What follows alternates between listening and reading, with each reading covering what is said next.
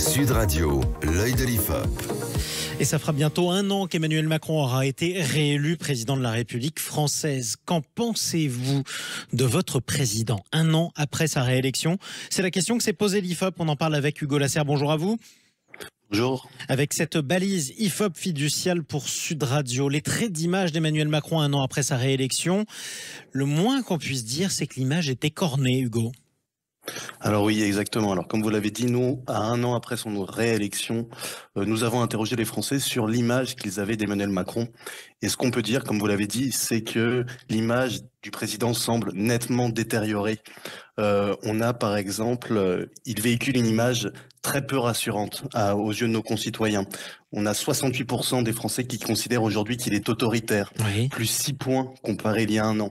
62% qui considèrent qu'Emmanuel Macron les inquiète, plus 10 points en comparaison il y a 1 an. Et également, chiffre important, c'est que seulement 33% des Français considèrent qu'il est attaché aux valeurs démocratiques. Ah oui, c'est quand même spectaculaire. Ça, c'est les conséquences de l'utilisation de l'article 49.3 à maintes reprises sur son instruction par le gouvernement, c'est ça ? Alors oui, c'est en partie dû à l'utilisation du 49.3. On peut le voir notamment dans une enquête qualitative où ça ressort beaucoup, mais également dû à ce contexte plus global de tension vis-à-vis de la réforme des retraites et un climat social très tendu. Donc voilà, ce qui montre, c'est des chiffres vraiment qui montrent une défiance vis-à-vis du président et qui montrent à quel point son image s'est détériorée. On peut même aller voir plus en détail, il est également critiqué sur sa capacité à gérer le pays. On peut appeler ça, capacité à gérer le pays, puisque on a seulement 41% des Français qui considèrent qu'il sait où il va aujourd'hui.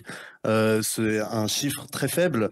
En comparaison notamment en 2018, 1 an après son élection, ils étaient 67% à considérer qu'Emmanuel Macron savait où il allait. Donc c'est vraiment des chiffres qui nous montrent à quel point il y a un rejet du président de la République dans l'opinion publique française. Et on en avait parlé la semaine dernière sur l'image de Marine Le Pen, donc une de ses principales opposantes. On voit que le match de l'image semble nettement gagné par la chef de file du RN en comparaison au président de la République, notamment sur sa proximité avec nos concitoyens.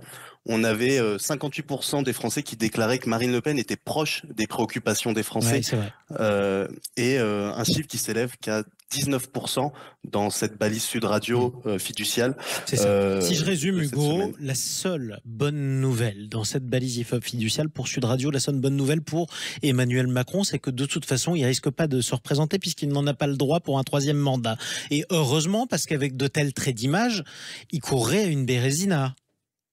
Alors, ce qu'on peut dire, c'est que ces traits d'image montrent qu'il est en mauvaise posture dans Oui, c'est le moins l'opinion qu'on puisse publique. dire. Et oui, c'est clair qu'il y a un réel rejet aujourd'hui d'Emmanuel Macron. Question importante, parce que oui. ça fait plusieurs années que l'IFOP mesure évidemment la popularité du chef d'État, les traits d'image qui lui sont associés.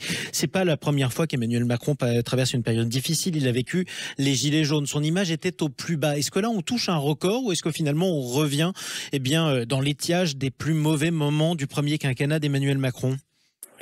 Alors, on est à des taux d'impopularité similaires aujourd'hui avec la crise des Gilets jaunes, où il était, comme vous l'avez dit, au plus bas. On avait 23% de bonnes opinions d'Emmanuel Macron au moment des Gilets jaunes.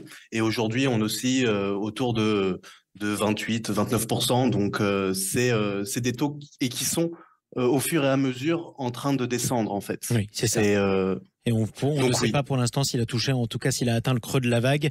Quoi qu'il en soit, si vous vous en souvenez bien, chers amis qui nous écoutez sur Sud Radio, Emmanuel Macron s'était sorti du moment des Gilets jaunes avec le grand débat en allant à la rencontre des Français. Bizarrement, c'est un peu ce qu'il essaye de faire en ce moment en multipliant les visites pour les 100 jours qui viennent. Merci beaucoup Hugo Lasserre. Je vous en prie, avec plaisir. Vous retrouve dimanche prochain. Tiens, on verra si le président a encore baissé d'ici une semaine sur Sud Radio. À bientôt. À bientôt, merci beaucoup.